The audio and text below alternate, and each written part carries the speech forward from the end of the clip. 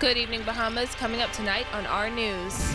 The Prime Minister promises fiscal responsibility in his first national address. The Deputy Prime Minister insists unpopular decisions will have to be made to get the country on the right track financially. Thousands still await assistance post-Hurricane Matthew. Well, it's a disheartening story of an eviction letter for a homeless shelter. Plus, the reigning Miss World Bahamas prepares to bid farewell.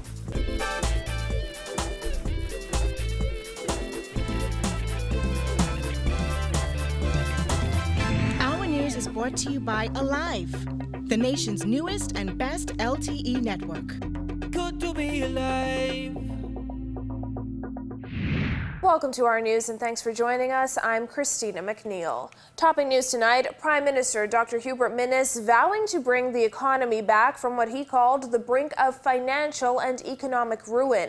In his first national address last night, the Prime Minister announced a series of cuts to reduce public expenditure, including hiring freezes and spending cuts. Both PLPs and FNMs are reacting to that address. Jasmine Brown has the details in this report.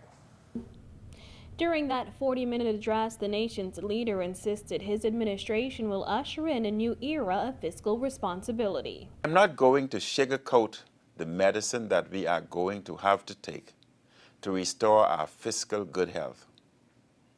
As a doctor, I know only too well that sometimes you need to deploy strong measures to get a patient's fever to break as you seek to alleviate the symptoms and the underlying causes of ill health.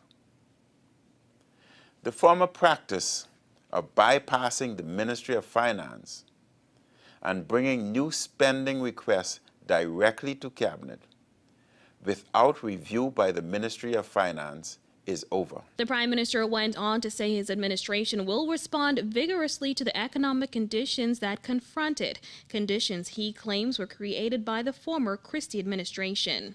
As a country, we find ourselves in perilous and uncharted waters. The former administration took the ship of state and set it on a direct course for the iceberg of economic and financial ruin. The fact that we potentially face another downgrade is the result of 5 years of gross mismanagement and incompetence by the former administration. As for how it will cut expenditure, the Prime Minister says that will be accomplished by cutting spending at various ministries by 10%, instituting a hiring freeze, and not renewing contracts for payments that exceed $100,000 a year. The Prime Minister's national address has garnered reaction from PLPs and FNMs. While appearing on RTV's On the Record with Jerome Sawyer, former MP for South Beach Fenton Nemore and current PLP Senator JoBeth Colby Davis both weighed in. I think it's important, and that was what I wanted to get out when I spoke on the national address, that we need to move away now from the message of it's the people's time. Right now, it's all Bahamians' time, and we need to see what the plan is, what the focus is, what's the direction for economic growth, how will our lives change for the better under your administration. I'm here, I'm waiting. I'm not one that opposes just because opposing sake.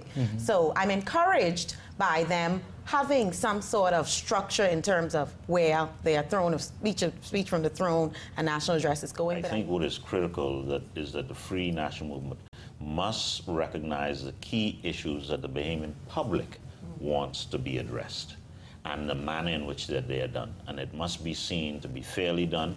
It must be seen that they are not acting politically, but in the interest of the Bahamian people.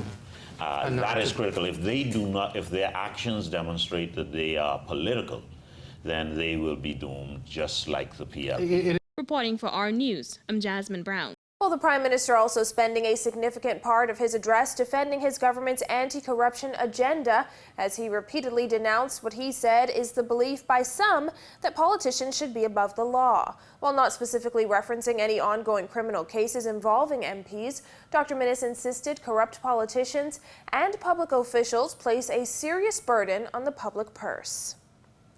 I do not accept that any group of Bahamians should have special protection. We are a nation of laws. All Bahamians should follow those laws or face the consequences of transgression. Minnis also denied claims of a witch hunt and asserted police will act within the law.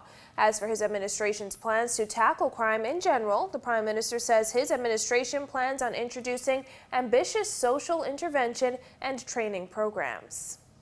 Along with good policing and a more efficient judicial system, it is the combination of community guidance and economic, education and training opportunities that will reduce the scourge of crime. With 80 murders so far this year, Minnis says his government is committed to providing the necessary resources to help young people make better decisions. Education and training are at the core of economic reform and national development. Our broad goal is training for transformation. One such initiative will be an ambitious youth entrepreneur program that intends to touch the lives of hundreds of young Bahamians. The government is not interested in raising taxes, but may have to increase certain fees for Bahamians, according to Deputy Prime Minister Peter Turnquest. The Finance Minister says while he knows the government will receive a lot of flack for some of its decisions, it's what's best for the country. Kyle Joaquin reports. The Deputy Prime Minister said to get the country on the right track financially, the government will have to make a lot of decisions that some people may not be too happy with. But again, he insists these are decisions that must be made. Bahamians may soon have to pay for services that they've known for so long to be free. Finance Minister Peter Turnquest, while addressing Rotarians of West Nassau, said the country isn't financially well, and it will take painful contributions by everyone to get things where they need to be. This includes new fees for consumers. These are services that are provided to the public, and they have to be paid for. And the question is, do you pay for those services that are provided to individual homes, through taxation or through user fees? And he said at the moment, government isn't prepared to raise taxes or create any new ones. On top government's list of consideration for a new fee, garbage collection. And so what we have to recognize is that the cost of maintaining the landfill, of providing the service on the street, there's a cost attached to that, to the Bahamian government. And as I say, you're going to have to pay for it one way or the other, either through taxes or through user fees. The reality is that the taxes that we've been collecting to date have not kept up with the cost of providing the service. And that brings us to where we are now, according to Turnquest, a country with a lot of bills and not enough income. In his first address as Prime Minister, Dr. Hubert Minnis mentioned government will cut the budget for each ministry by 10%, among other measures to cut back on government spending. There's also the high payment some contracted by government receive, like the recent revelation that 4 Bahamas Power and Light executives are paid over $1 million collectively in salary. While not speaking to those specifically, Turnquest said some employees will have to be disengaged. It's not a matter of trying to inflict any kind of pain or dislocation on government workers. What we want to do is rationalize their service, ensure that we need their service, and to the extent that we have to disengage, that we do so with clear intent, with full analysis of what the consequences are, both for us and for them, and to the extent that we can help them to transition into the public service, into the private sector. While in opposition, the FNM ridiculed the Christie administration for the implementation of 7.5% value-added tax. Turnquest says government somewhat expects a backlash from some in the public, specifically those politically motivated. But he said for the betterment of the country, tough decisions like these must be made. We have no intention of raising taxes. And so the first order of business for all of the utilities and all of these state-owned enterprises is to do their own internal reviews. And just as the government is cutting back on 10% and scrubbing each of its accounts to make sure that they're getting value for money, we expect them to do the same thing. And hopefully that will yield the kind of savings that we need. But to the extent that it can't, then we're going to have to look at the revenue side. For our news, I'm Kyle Joaquin. In other news, nearly 1 year after Hurricane Matthew, there are still close to 2,000 homes in need of repair. Today, the director of the National Emergency Management Agency explained how the agency will assist those homeowners in the midst of the hurricane season. Giorgio Bain has more. Almost 1 year after Hurricane Matthew devastated several islands of the Bahamas, director here at NEMA, Captain Stephen Russell, says almost 2,000 homes have yet to receive assistance months into the hurricane season. Russell admitted that the venture of completing hurricane repairs has been an expensive one. To typically build 10 houses is almost $1 million. So I'm telling you, about 100 homes in Grand Bahama or 30 in Andrews. That's almost $13 million to rebuild almost 140 homes. That's just to rebuild homes that have been destroyed. Then we're talking about homes that have sustained major damages. In Grand Bahama, we had figures like almost 900 homes that suffered major damage. So you're almost on the border of almost need another $20,000 to repair those homes that sustained major damage. So it's a very expensive operation. The Christie administration passed a resolution to borrow up to $150 million, but according to Russell, financial help is still needed. Some people have to do things for themselves. Everybody cannot sit and expect the government to repair your home. Your home is one of your major investments. So we encourage persons to find the means of, as best they can, to repair their homes. The government cannot repair over 5,000 homes in the province. We cannot repair over 5,000 homes in Grand Bahama, almost near 1,000 homes in Andrews. And we're looking at the figures we saw out of Grand Bahama, as much as probably 100 homes need to be rebuilt. In Andrews, another 30 homes need to be rebuilt.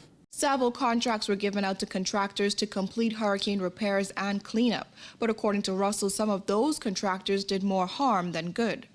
We've had many cries where persons said contractors came to their homes and the homes are worse off than they were. We find teams having to go back to correct work that was done in the past. The agency also distributed hundreds of vouchers to those who qualified for building repairs to aid in their home repairs, but according to Russell, some persons have not been able to redeem those vouchers because cash customers have taken priority over voucher users. There's a whole vast amount of the regular Bahamian society who have insurance, and they are tapping into those same hardware stores. So the hardware stores in some instances are backed up with their supplies coming into the country. So we have to simply wait until those hardware stores restock up so supplies are made available to our voucher recipients. And just a matter of priority. Reporting for Our News, I'm Georgie O'Bain. Well, last night, Our News reported that the Bahamas Insurance Association called for national health insurance to be canceled, which was inaccurate. Our News would like to clarify that the BIA agrees with Minister of Health, Dr. Dwayne Sands, that the government should take steps to rectify the actions of the NHI Secretariat and any breaches to the NHI Act or Insurance Act. Well, police are confirming that a visitor was attacked by a shark in waters off Rose Island this afternoon. According to police, the victim was on a private snorkeling trip in waters near Rose Island around 12 p.m. when she was attacked by a shark. Graphic photos of the attack began circulating on social media shortly after. The woman, a visitor from Switzerland, was brought to the capital and taken to hospital where she is detained in stable condition. Still to come on Our News, a safe space for the homeless is threatened. That and more when Our News returns.